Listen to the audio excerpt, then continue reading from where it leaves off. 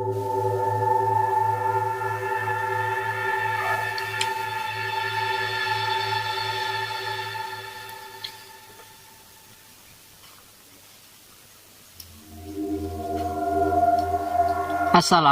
warahmatullahi wabarakatuh. Halo semuanya, selamat malam. Kali ini saya akan men-sharing sebuah hal, yakni 10 hal tentang pocong yang belum dan perlu teman-teman ketahui. Untuk apa sih tahu soal pocong? Ya saya juga nggak tahu. Barangkali teman-teman nanti ketemu di jalan, biar teman-teman nggak kaget atau teman-teman nggak bingung lagi cara menanganinya. Lalu, seperti apa 10 hal yang harus teman-teman ketahui itu? Siapa yang paling takut dengan yang namanya pocong? Pocong itu sudah dikenal sebagai hantu khas Indonesia yang berbalut kain putih, ibarat sebuah guling namun mempunyai sebuah muka atau wajah. Terlepas dari itu semua, ternyata 10 hal tentang pocong yang perlu kamu ketahui ini, ya percaya nggak percaya sih. Yang pertama, pocong adalah perwujudan makhluk halus, bukan orang yang sudah meninggal. Kamu pasti sudah paham bahwa orang yang sudah meninggal, ruh atau arwah itu punya alam sendiri, sesuai kepercayaanmu masing-masing.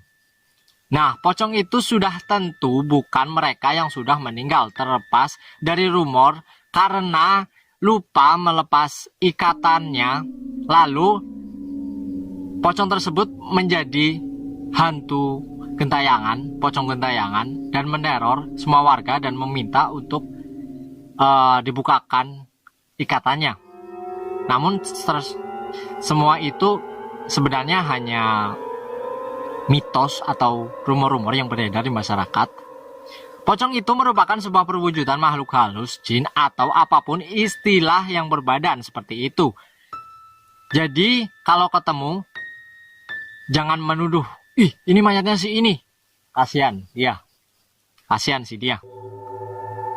Kemudian yang kedua, pocong ini adalah hantu tipe one by one.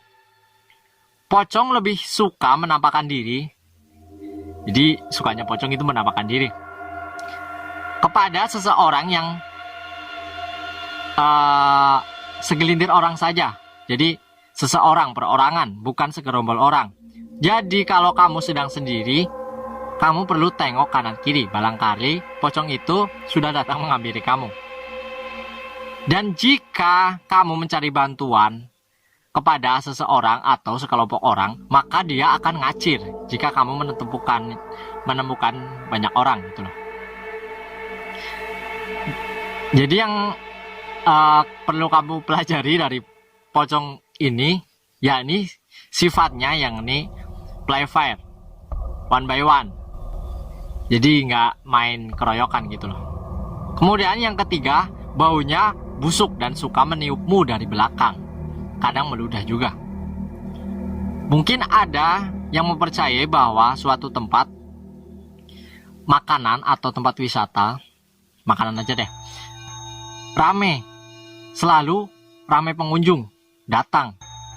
Tapi ketika kamu mencobanya di sana, tapi kok padahal rasanya biasa-biasa aja. Beruntung, berarti kamu tidak kena jambi-jambi setan itu. Tapi kamu sudah masuk ke rumah makan tersebut.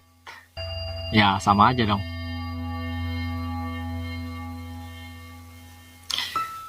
Dalam jarak beberapa meter, pocong ini baunya sudah tercium.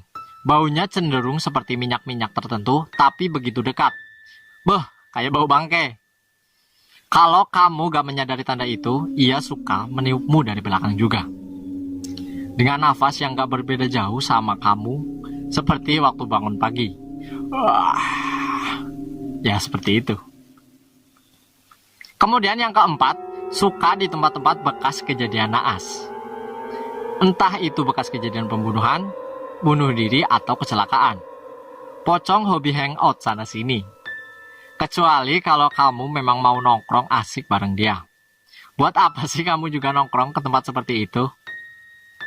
Negeri kita itu masih luas.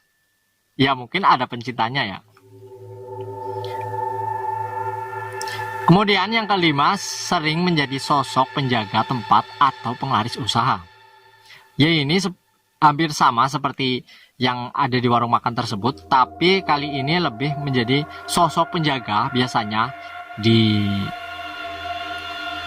samping orang yang memakai penglaris itu ataupun di depan rumahnya. Ataupun apa yang ia maksudkan sebagai penglarisannya, misalnya sebagai jabatan. Kemudian yang keenam, identik dengan tempat sunyi, lembab, dengan tanaman, yakni pohon pisang. Apa pocong termasuk setan introvert? Mungkin. Tapi buat kamu yang ngejajes dia, emangnya kamu berencana menjalin hubungan jangka panjang gitu? Memang seperti itulah tempat pocong. Sunyi, lembab, kadang juga di sungai yang kotor. Tanaman lebat dan terutama pohon pisang. Gak ada asiknya lah main ke tempat seperti itu. Sudahlah, biarkan pocong ini sendiri. Dia butuh me time. Kemudian yang ketujuh, hobi mengetuk pintu rumah dengan kepalanya. Beberapa pengakuan menyatakan bahwa pintu rumah, apartemen, kamar biasanya dikentuk di atas jam 1 atau jam 2 malam dengan suara yang sangat keras.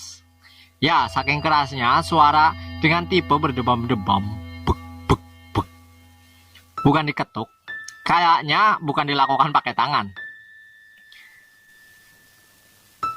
Pakai apa lagi ya? Pakai kepala. Jadinya ujung-ujungnya pocong lagi yang kena. 8. Jangan menatap matanya. Informasi yang beredar di masyarakat, menatap mata pocong apalagi dalam jarak dekat bisa fatal. Katanya mata pocong efeknya bisa membekukan badanmu. Bukan beku dingin, tapi menjadi kaku susah bergerak. Entah itu karena memang kemampuan mistisnya, atau bisa jadi karena reaksi psikologis. Ya sarannya sih kalau ketemu pocong, nggak usah salting gitulah. Relax aja. Kemudian yang ke-9 ini agak sedikit mengejutkan. Jadi ternyata pocong tidak cuma bisa melompat. Jangan salah. Coba kamu bayangin ketika kamu dikejar pocong, kemudian kamu melihat ke belakang. Pocong itu sudah tertinggal jauh karena dia cuma melompat-lompat dan lompatannya lambat. Tapi ketika kamu berkedip, pocong itu udah nggak ada. Lalu, kemana pocong itu? Tiba-tiba kamu mendengar, aku di belakangmu. Kemudian yang ke-10, gak usah sok berani dengan berbekal doa, terus mau hadapin dia. Pastiin dulu, yakin itu pocong atau bukan. Oke lah, kamu percaya bahwa pocong itu salah satu bentuk setan atau jin. Kemudian kamu sudah siap aja ketemu dengan berbekal doa panjang sebagai senjata. Tiba-tiba kamu lihat pocong itu kebetulan. Jangan coba-coba menentang untuk mendekati dan menyerangnya dengan doa. Alih-alih itu pocong, justru itu malah begal atau orang iseng, ngeprank atau penjahat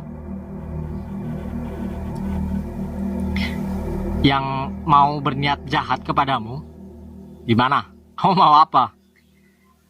Ya udahlah, jauhi hal-hal yang bisa membahayakan diri kamu sendiri. Jadi tanpa perlu kamu susah payah PDKT dengan si pocong, kamu sudah lebih mengenalnya dari cerita ini. Biarkan pocong sendiri, gak usah diganggu-ganggu. Dia sudah cukup lelah dengan ketenarannya di jagat dunia kemistisan Indonesia. Jadi si pocong mengaku dia perlu waktu untuk sendiri. Jangan bikin dia marah atau bikin PHP dengan manggil dia, tapi dijadikan teman pun tidak. Malah kamu menjauhinya karena takut. Dan seperti itulah sebuah pernyataan dari saya atau dari pocong. Dan saya ucapkan Terima kasih buat teman-teman yang sudah menyempatkan untuk menonton video ini dan mendengarkan cerita ini sampai dengan selesai.